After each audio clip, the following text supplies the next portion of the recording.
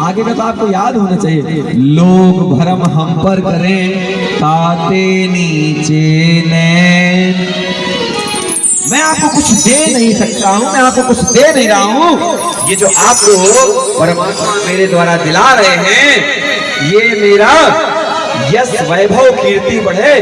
परमात्मा चाहते हैं, जिस दिन परमात्मा चाहता है आपका यश, आपका वैभव, आपकी कीर्ति बढ़ जाए एक पल में। और क्या कहते हैं, काल करे सो आज कर, आज करे सो अब, और पल में परले होएगी बहुरी करेगा कब। तो लोगों ने उसका भी तोड़ बना लिया। लोग बड़े होशियार हैं। आज करंते काल कर, और काल करंते परसों, और धीरे धीरे करते चलो अभी जीना है बरसों। लोग हर चीज का तोड़ निकाल लेते। कितना भी बड़ा ताला बना दिया जाए, लोग उसके चाबी का जुगाड़ बना लेते हैं। कितने भी बड़ी बिल्डिंग बना दी जाए, अलमारी पेटी में कितने भी जो है चोर दरवाजे लगा दिए जाएं, चोर जेब अपन बनवाते हैं। हमारे देवता लोग जो हैं जब कुर्ता सिलवाते हैं और पैंट सिलवाते हैं, शर्ट सिलवाते हैं, तो टेलर से कहते हैं चोर जेब बना देना भैया, ठीक है। हमारी माताएं भी शायद जो है ब्लाउज वगैरह में बनवाती होंगी, ठीक है। तो चोर जेब बनवाते हैं। बताइए, अपन का तो काम ही नहीं जेब वाला, जेब से काम खत्म। आप देव भी तो रखने के लिए कोई जगह नहीं, जुगाड़ नहीं। इसलिए जीवन में अधिक आनंद पाना है तो थोड़ा छोड़ना सीखना पड़ेगा। जब आप लोग नहीं आए थे तो हमने एक बहुत महत्वपूर्ण बताई थी सुबह दोपहर में अभी आते समय, कि जब आपसे बोलते बनने लगे तो क्या बोलना है इस पर विचार करें। जब सुनते बनने लगे तो क्या सुने, प्रभु के नाम का स्मरण बोलना है। क्या बोलना है, हम लोग परमात्मा ही करवाने वाला है और हम लोग सब करने वाले हैं। और उद्देश्य क्या है उसका, उद्देश्य सिर्फ इतना ही है कि पार कर दो प्रभु जी मेरी नैया, ये दुनिया बड़ी गहरी है। क्या है,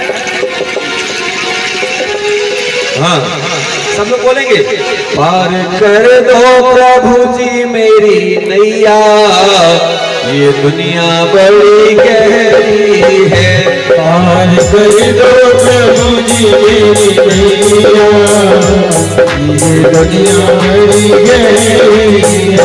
पार कर दो प्रभु जी मेरी नैया, ये दुनिया बड़ी गहरी है।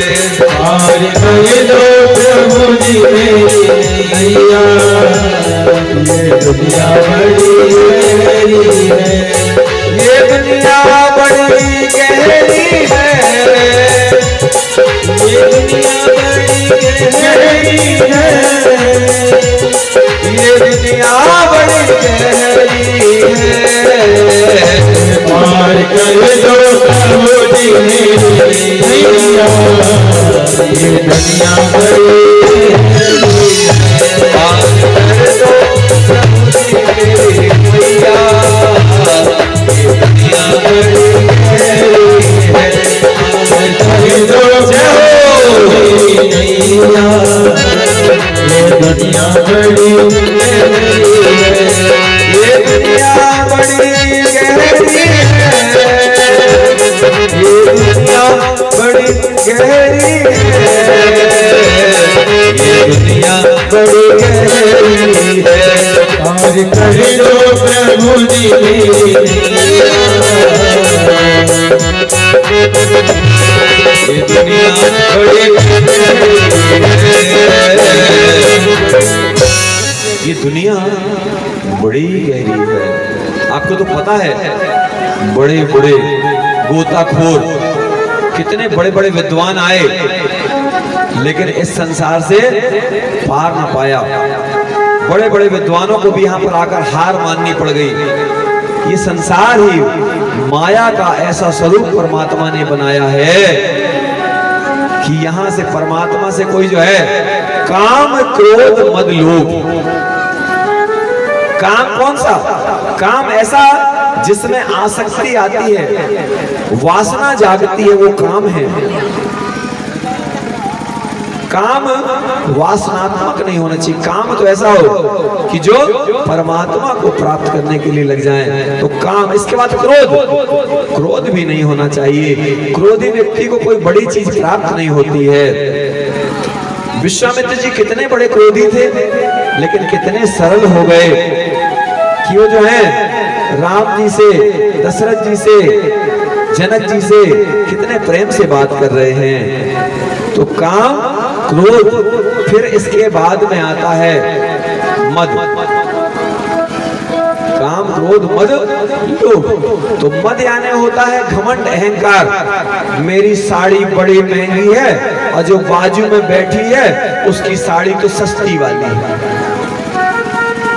ये क्या है? अहंकार। अरे वही कपड़ा है, क्योंकि तन ढकने के लिए है ना। कभी समय आया तो सीता जी के साथ देखो, जिनके ससुर जी इतने बड़े आदमी, जिनके पिताजी इतने बड़े आदमी, और उनके साथ क्या हुआ कि देखो उनको जाकर के अशोक वाटिका में बैठना पड़ा। अशोक वाटिका क्या है मालूम आपको?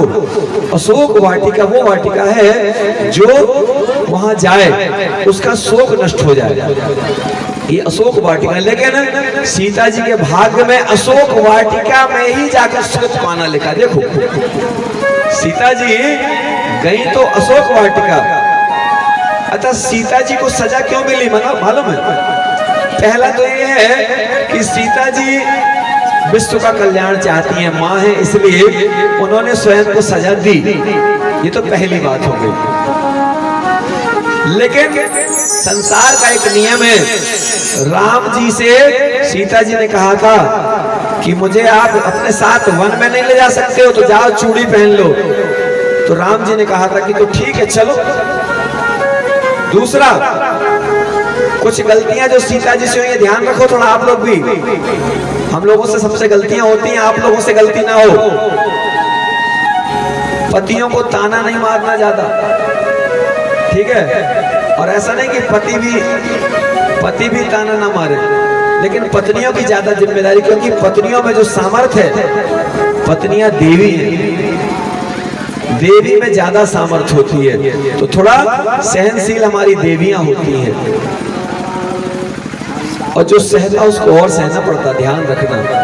तो इसका मतलब ये नहीं कि हमको और सहना पड़ेगा तो गुस्सा हो जाए, नहीं, दया। अरे आपका गहना है क्या? लाज। महिलाओं का गहना, सबसे बड़ा गहना है मर्यादा, लाज। हमारा पल्लू बराबर मस्तक के ऊपर, कोशिश करें हमारे सर के बाल ना दिखें, ऐसा प्रयास होना चाहिए सबका। आजकल तो बेटियों के लिए ऐसे कपड़े हम लोग खरीद रहे हैं जो ठीक नहीं है, क्योंकि गंदे गाने, आधे कपड़े देश की नाक कटाएंगे। जो लोग भी आधे कपड़े पहनते हैं, चाहे हमारी बेटियां हो चाहे बहुएं, सबका हमारा अधिकार है। देखो हम बब्बा जी आन सबके, सबसे सियाने हम ही हैं अभी, तो हम सबके बब्बा जी हैं और सब कोई हमारी बात मानेगा भी। तो कपड़े के पहनावे में शरीर का भाग प्रयास रहे कि कुछ दिखना नहीं चाहिए, हमारे शरीर का पैर भी ना दिखे तो अच्छा है। लक्ष्मण जी ने क्या कहा था कि मैंने कभी भाभी जी को देखा ही नहीं, अगर भाभी जी मिल जाए तो हम पहचानते नहीं है। मैंने तो भाभी माँ के पैरों को देखा। क्यों देखा था? क्योंकि भाभी माँ ने अपने आप को ढक कर रखा था। ऐसे ही देवर भी होना चाहिए। तो क्या है? गंदे गाने, आधे कपड़े, ठीक है? संकल्प लें आज, गंदे गाने। आज गाने कैसे चल रहे हैं? कहीं भौजी तो कहीं देवर तो कहीं। अभी होली आ रही है तो होली में कभी गंदे गंदे गाने बनाते हैं। देवर भौजी का रिश्ता जो रिश्ता है वो माँ बेटे जैसा है, और लोगों ने क्या कर दिया, इस माँ बेटे के रिश्ते को फूहड़ बना दिया। भाभियों से देवर ने, देखो मजाक अलग बात है, मजाक तो हम भी आपसे कर लेते हैं ना। नफरत की कोई गुंजाइश नहीं है हमारे राम जी के जीवन में। कुछ लोग कहते हैं राम जी की पूजा करना जरूरी है क्या? हम कहते हैं बिल्कुल जरूरी नहीं, पूजा करना जरूरी। अरे राम जी तुम बन जाओ, तुम्हारी पूजा होने लग जाए। और कर सकते हो। पूजा किसकी की जाती है? माता पिता की पूजा करते हैं ना अपन। क्यों? क्योंकि उनसे संस्कार मिले हैं। माता पिता की पूजा सिर्फ इसलिए की जाती है कि माता पिता ने जन्म दिया इसलिए नहीं, संस्कार दिए इसलिए। जो माता पिता संस्कार देने वाले उनकी पूजा होती है। जिन माता पिता ने अपने बच्चों को डकैती सिखाई होगी उनके बच्चे कभी पूजा क्यों करेंगे? नहीं करेंगे।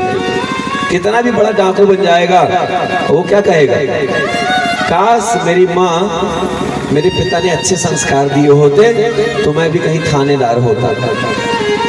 वर्दी तो पहना हूँ, बंदूक तो है, मार भी रहा हूँ, दौड़ भी रहा हूँ, लेकिन डाकू कहलाता हूँ।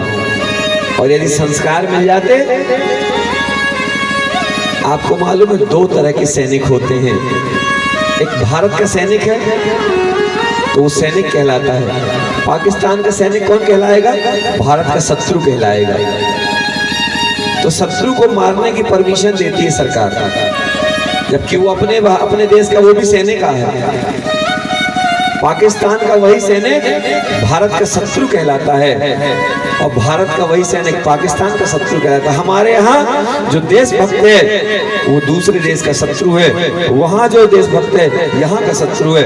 असलियत क्या है? दोनों देशभक्त हैं और दोनों एक दूसरे के शत्रु हैं। लेकिन वही नदी, हम लोग राष्ट्रगीत गाते हैं ना, पंजाब सिंध गुजरात मराठा, गाते हैं ना, पंजाब सिंध ये प्रांत हैं। और बताते हैं कि अभी वहां पर जो है कोई नई रचना रची जा रही है, वहां को जो है खालिस्तान बनाया जाए। जैसे बांग्लादेश बना, पाकिस्तान निकला, उसको एक जो है खालिस्तान करके और जो है बना रहे एक नया राज्य। और नया राज्य क्या, वो नया देश जैसा हो जाएगा। कुछ दिन में जो है राज्य देश हो जाएंगे। बहुत कष्ट है। कभी पाकिस्तान जाने के लिए किसी को वीजा पासपोर्ट नहीं लगता था। कुछ दिन में ऐसा लग रहा है कि अगर उत्तर प्रदेश जाना पड़ेगा, बिहार जाना पड़ेगा, तो लोगों को वीजा पासपोर्ट लेना पड़ेगा। इस समय राम जी ने पूरी यात्रा की है, तो राम जी की पूरी यात्रा ऐसी है कि उत्तर प्रदेश से दक्षिण प्रांत में भी गए वो, और पैदल चलते गए। राम जी ने चाहते तो बोल सकते थे कि भैया एक रथ रख दो, 4-5 घोड़े रख दो, और उसी में जो है कुछ सोने के सिक्के रख दो, लेकिन उन्होंने ऐसा नहीं किया। एक बहुत अच्छा दृश्य आता है जब कैकेयी माता राम जी को वनवास के लिए बोलती हैं, तो वहां पर सुमंत्र जी खड़े होकर के सुनते हैं। सुमंत्र जी दशरथ जी के बहुत अच्छे मित्र भी हैं। और अच्छा मित्र कौन होता है? अच्छा मित्र माना गया है जैसे बाल्टी रस्सी, दोनों को एक दूसरे पर पूरा भरोसा होता है। रस्सी को पूरा भरोसा है कि मुझे सही जगह ले जाएगी मुझे बाल्टी, है ना, और बाल्टी को पूरा भरोसा है रस्सी पर कि मुझे बीच में छोड़ेगी नहीं। ये मित्रता की पराकाष्ठा है, मित्रता की पहचान है। कथा क्या है? कथा राम का स्वभाव, राम का प्रभाव, राम जी से सीखा जा सके वो है कथा। सबके नाम हम याद करा दें आपको, किसी काम का नहीं। अच्छा जितने लोग बैठे यदि मान लो मैं सबका नाम लेने लगूं रोज, रमेश भैया, कमलेश भैया, सुरेश भैया, महेश भैया, फिर जिसका जो नया आएगा वो भी कहेगा हमारा भी नाम लो, तो 3 घंटे की कथा में, 4 घंटे की कथा में सिर्फ नाम ही लिया जाएगा। इसलिए हम कथा के मूल सिद्धांत को समझाते हैं, ध्यान रखिएगा। बहुत सारे विषयों को छोड़ना भी पड़ता है, लेकिन उस विषय को बिल्कुल नहीं छोड़ेंगे जिस विषय से हमारा जीवन बदलने वाला है, क्योंकि हम राम कथा से राम बनाने आए हैं। और हमारी माताएं देखिए घर के काम काज छोड़ के और पूरा समय दे रही हैं। क्यों? क्योंकि ये सही में असली माता हैं जो जिनको संस्कार पसंद आते हैं। अभी हम टैक्सी में उसमें जब बैटरी वाली गाड़ी में हम आ रहे थे, अभी हमने कहा कि कुछ माताएं हमारी ऐसी हैं जो कथा में नियमित आती हैं। आप लोगों को देख के मुझे गर्व होता है। ये हैं माताएं जिनको कथा संवाद ज्यादा आवश्यक लगता है। रोटियां तो रोज बनानी पड़ेंगी, कथा रोज नहीं मिलेगी, और कथा भी रोज मिलेगी टीवी वाली, लेकिन हृदय जागरण की कथा नहीं मिलेगी। कथा तो यूट्यूब में भी सुनी जा सकती है। अच्छा यूट्यूब में जो भोजन दिखाया जा रहा है उससे पेट भरेगा?